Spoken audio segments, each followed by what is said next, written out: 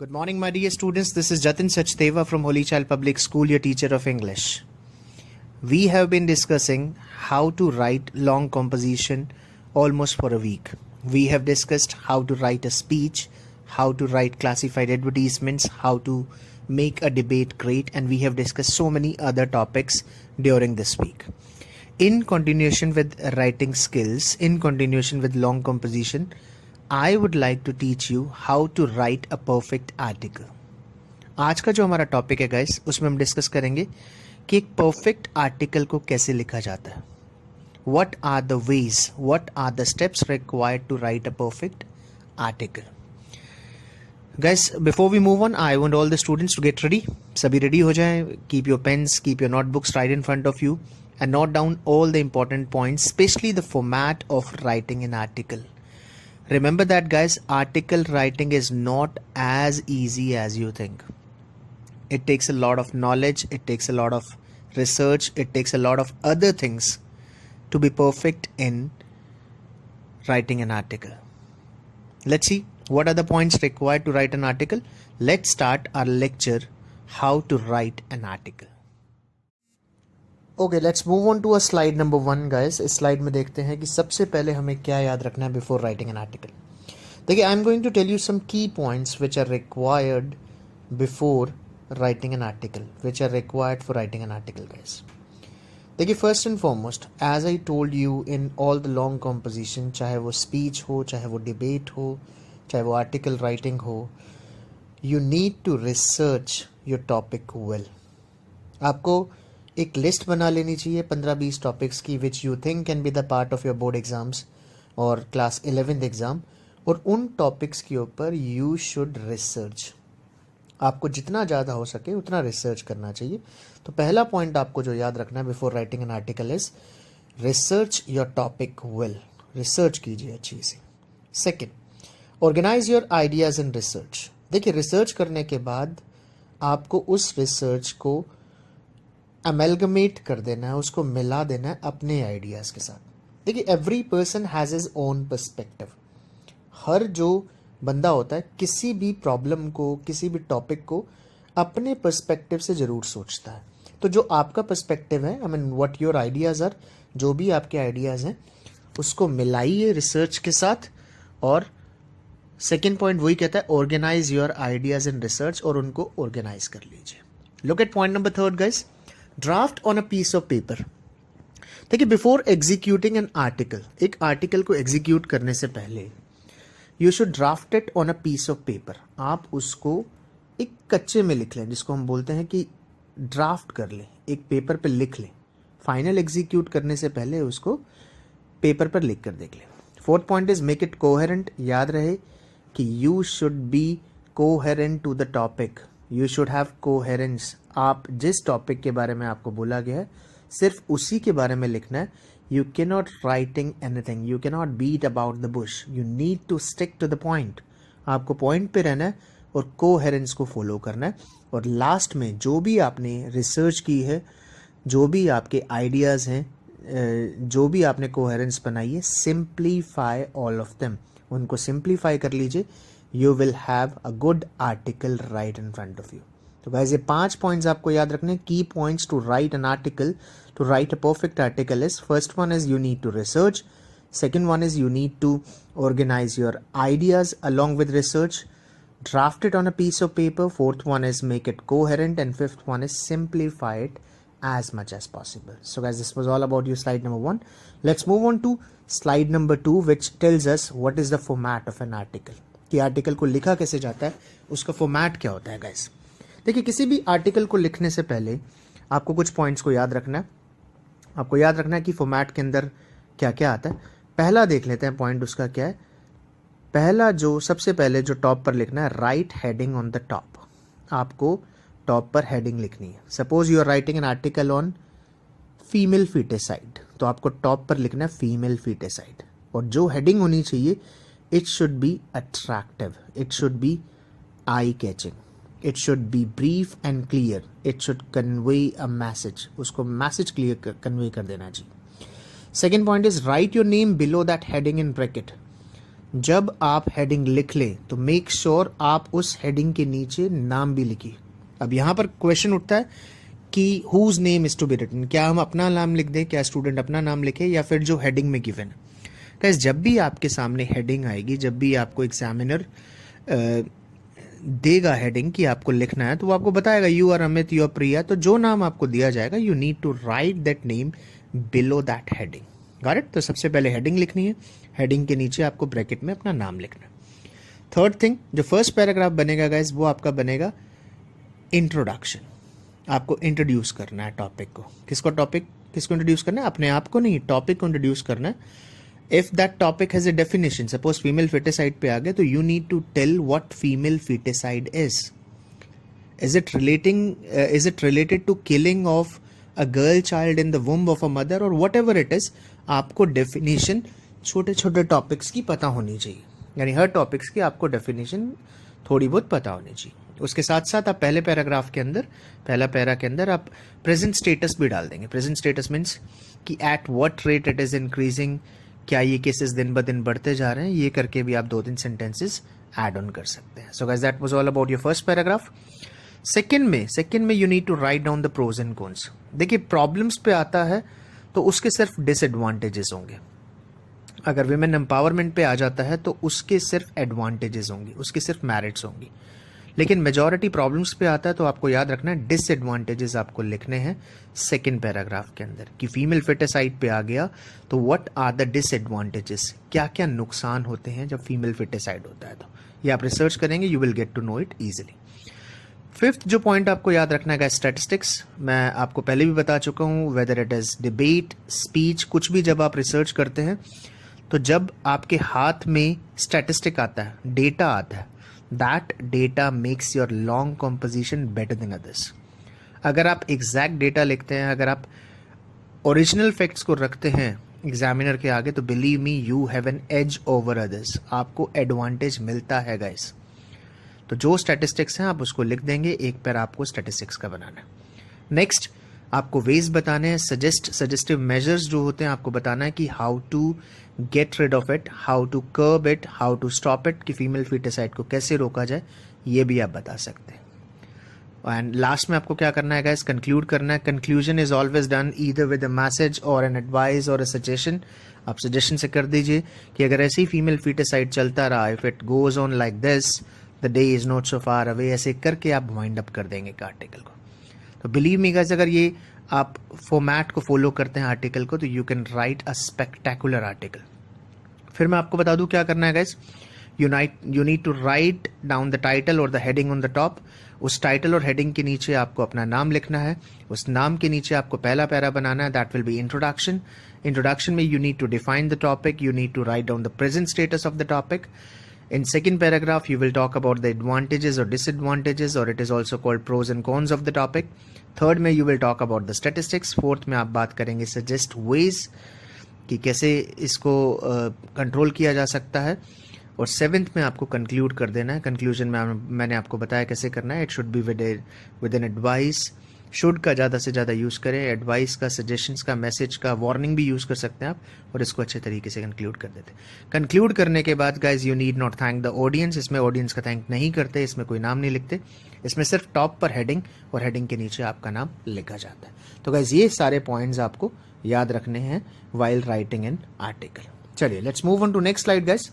मैं आपको बता दूं what is the marking scheme of article writing. Guys I have already told you that I have been in CBSE evaluation for more than 20 days. मैं 20 दिन तक CBSE की sheets को evaluate कर आया हूँ, and I very well know कि examiner बच्चों को किस पैरामीटर्स पर, किन किन पैरामीटर्स पर मार्क्स देते हैं. तो मैं आपको फॉर्मेट भी दिखा देता हूँ, उसके बाद मैं आपको बताऊँगा कि एक अच्छा आर्टिकल लिखा कैसे जाता है, कि एक डेमो भी दूंगा मैं, आर्टिकल लिखा हुआ दिखाऊंगा आपको जिसमें बच्चे को 10 में से 10 नंबर मिले हैं, उसके बारे में भी बात करेंगे. तो पहली चीज़ आपको याद रखनी है गाइस, फॉर्मेट. इस स्लाइड में देखिए आप लिखा हुआ है पहले नंबर पे फॉर्मेट, और फॉर्मेट में दो चीज़ें आती हैं guys, heading plus writers name. अगर ये दोनों चीज़ें आपके अंदर हैं तो believe me you can get 1.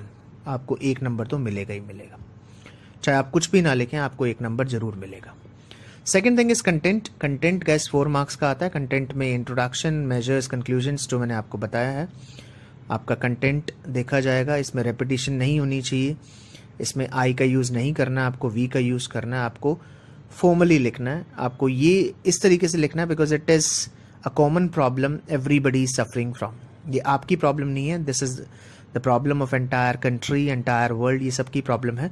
तो वी करके यूज़ करना है, आई का यूज़ आपको नहीं करना है। तो कंटेंट के 4 मार्क्स मिलते हैं। थर्ड जो है गाइस एक्सप्रेशन, एक्सप्रेशन के 5 मार्क्स मिलते हैं आपको, जिसमें आपकी ग्रामर, स्पेलिंग, कोहेरेंस, फ्लुएंसी और भी कुछ पार्ट्स आते हैं। तो guys this is the marking scheme, format, content, expression. यानी जब आपका बोर्ड एग्जाम में ये आर्टिकल चेक होकर आएगा तो आप देखेंगे मार्क्स हैं 1 + 4 + 5 if it is a perfect article. अगर कुछ कंटेंट में कमी है तो आपको दिखाई देगा 1 + 3 + 5।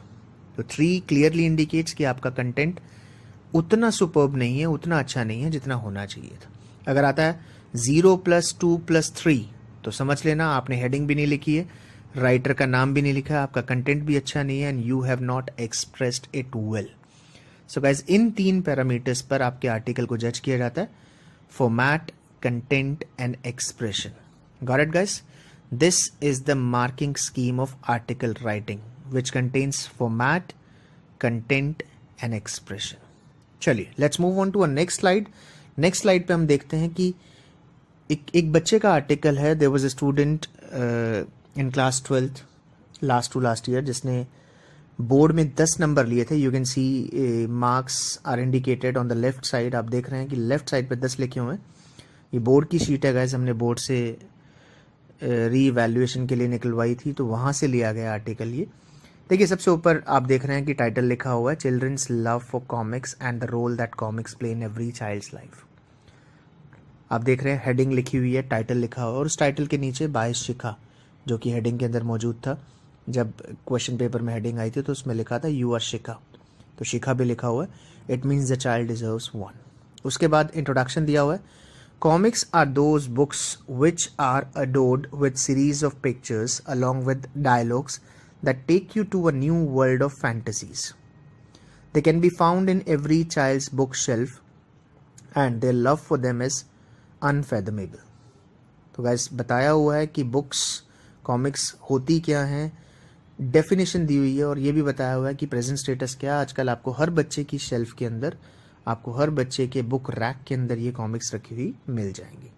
तो हेडिंग भी है, नाम भी है राइटर का, इंट्रोडक्शन भी है, इंट्रोडक्शन में डेफिनेशन भी बताया गया और प्रेजेंट स्टेटस भी बताया गया। Even after growing up they are carefully stored as the part of childhood memories. They introduce a variety of characters both good and bad, but the message is always clear that no matter how much worse the situations become, good always triumphs over evil. Thus they motivate the children to always follow the right path.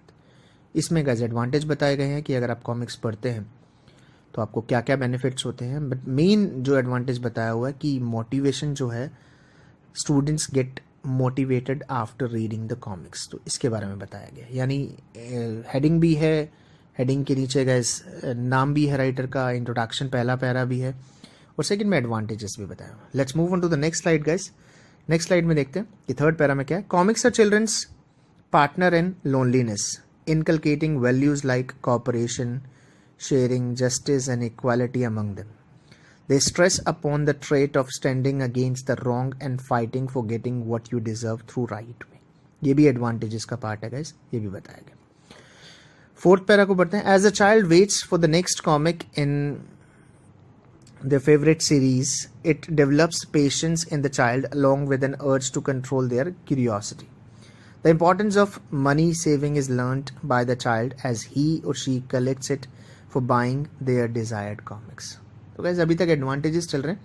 देखिए किसी problem के ऊपर नहीं है जो हम consequences की बात करें, एक सिंपल कॉमिक्स पढ़ने के बेनिफिट्स पूछे गए हैं तो मेजॉरिटी में आपको क्या लिखना है गाइस, एडवांटेजेस लिखना है। No matter how technological advancement the human society makes, comics are always going to be the inevitable part of child's life, as the saying goes, old is gold. खूबसूरती से इसको वाइंड अप किया गया है guys कि कैसी भी situations हो, कैसा भी वर्ल्ड रहे, कितनी भी टेक्नोलॉजी एडवांस्ड हो जाए, कॉमिक्स जो रहेंगी वो इनएविटेबल पार्ट रहेंगी ह्यूमन का, इंडिस्पेंसिबल पार्ट रहेंगी ह्यूमन की लाइफ का, जिसको वो अपनी लाइफ से डिलीट नहीं कर सकता। And guys, at the end of this screen, I would like to look at the format, look at the marking scheme as well. देखिए जिसमें 1 नंबर फॉर्मेट का है, 4 नंबर कंटेंट के हैं और 5 नंबर एक्सप्रेशन के हैं. यानी एग्जामिनर को लगता है कि बच्चे ने फॉर्मेट को भी फॉलो किया है. ही और she has written the content well as well. उसने कंटेंट को भी अच्छा लिखा है और एक्सप्रेस भी अच्छा किया हुआ है. In this way guys you get 10 out of 10 marks in your upcoming board examinations. Got it guys. एक बार मैं फिर बता दूं आज हमने क्या डिस्कस किया. गाइज बिगिनिंग से बता रहा हूं आपको from the scratch. We have discussed key points कि बिफोर राइटिंग एन आर्टिकल आपको क्या करना चाहिए, जिसमें हमने 5 पॉइंट्स को डिस्कस किया कि you should research the topic, you should organize your ideas in research, you should draft it on a piece of paper, you should make it coherent, and in the end the 5th point we discussed was you should simplify it as much as possible. Simple लिखिए, ज़्यादा extended vocabulary का use ना कीजिए. हाँ, extended कीजिए, अच्छे words का use कीजिए, अच्छे phrases का यूज़ कीजिए, लेकिन ज़्यादा नहीं. सिंपल बनाने की कोशिश कीजिए so that everyone can understand. जो भी इस आर्टिकल को पढ़े वो समझ जाए. सेकंड हमने डिस्कस किया कि फॉर्मेट क्या होता है, आर्टिकल को लिखना कैसे होता है, कितने पैराज होते हैं एंड ऑल. सबसे पहले you need to write heading on the top. उसके बाद आपको नाम लिखना होता है हेडिंग के नीचे. Then you need to introduce the topic, you need to define the topic, you need to write on the present status of the topic. Then you need to write on the advantages. जैसे हमने पढ़ा कि comics के ऊपर एक article था तो सिर्फ एडवांटेजेस बनते थे. You can write down the statistics as well guys. आप चाहते तो रिसर्च करके ये भी कंक्लूड कर सकते थे कि कितने बच्चे कॉमिक्स पढ़ते हैं, what is the percentage of children that read comics on daily basis, weekly basis, monthly basis and all. ये सब कुछ रिसर्च किया जा सकता है. आपको वेज सजेस्ट करने हैं कि कॉमिक्स को और अच्छे तरीके से कैसे उसको यूटिलाइज किया जा सकता है, क्या क्या मोटिवेशन लिया जा सकता है, और सिंप्लीफाई करके उसको कंक्लूड कर देना है गाइस. उसके बाद हमने मार्किंग स्कीम के बारे में पढ़ा गाइस. फॉर्मेट के 1 नंबर मिलते हैं आपको. If your content is fine, if it is good, if it is better than others, you get 4. आपको 4 नंबर कंटेंट के मिलते हैं और अल्टीमेटली जो एक्सप्रेशन है जिसके आपको 5 नंबर मिलते हैं गाइस. इन टोटलिटी 1 + 4 + 5 करके आपको स्कोर किया जाता है. अगर आपका फॉर्मेट अच्छा है, if your content is fine, if your expressions are fine, you can get 10 out of 10 as the child did a couple of years ago by scoring 10 out of 10 an article. It is a common practice guys. बहुत बच्चों के 10 में से 10 number आते हैं. All you need is good writing skills. आपकी analytical skills, आपकी reasoning, आपकी रिसर्च सब अच्छी होती है, then you can get 10 out of 10. So guys, that was all about how to write a good article. Article को कैसे लिखा जाता है इसके बारे में हमने आज डिस्कस किया. Before we wind up, once again a request, humble request guys, as you all know that the number of corona cases in Rewari has been increasing at a rapid rate. और भी positive cases आ गए हैं, तो it is my piece of advice to all of you to stay at your home. अपने घर पे रहें, enjoy with your family, spend time with them. अच्छे से पढ़ें. I would not advise you to go for the newspapers. आप Google पे जाइए, गूगल कीजिए, अच्छे अच्छे आर्टिकल्स पढ़िए, अच्छे अच्छे आर्टिकल्स लिखिए and become proficient in writing. Thank you very much. Have a nice day.